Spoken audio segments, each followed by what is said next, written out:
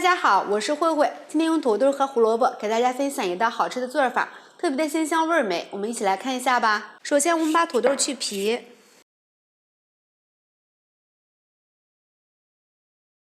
去皮的土豆用清水冲洗一下，用擦丝器擦成丝。把胡萝卜也擦成丝。倒入适量的清水，给它清洗2遍，把里面多余的淀粉给它清洗干净。再用流动的清水给它清洗1遍，清洗干净，给它攥干水分。把土豆放入大碗里，倒入适量的油，这一步一定不能省略，用手给它抓拌均匀。放入适量的小麦淀粉，这里呢一定要是小麦淀粉，如果是别的淀粉的话，蒸出来都是一坨一坨的。用手给它抓拌均匀，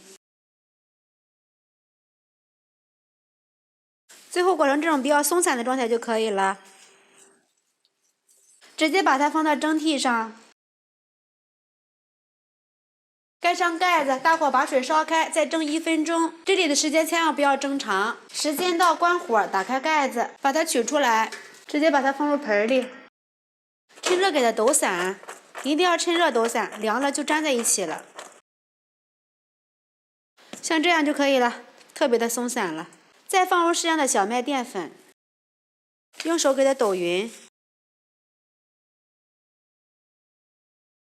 这样就可以了。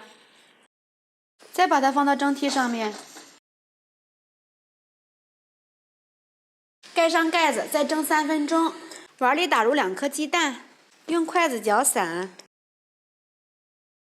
时间到，关火，打开盖子，把它取出来，倒入大盆里，再给它抖散，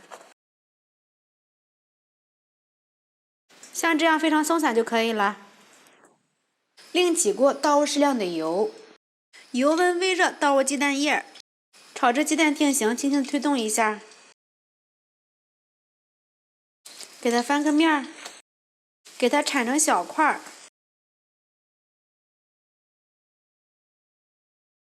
改成小火，放入葱花炒香。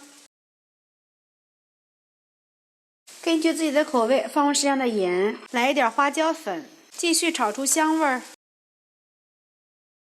倒入蒸好的土豆丝，开大火翻炒均匀，大约翻炒1分钟，把香味炒出来，像这个样子就可以了。出锅装盘，装盘就可以享用了。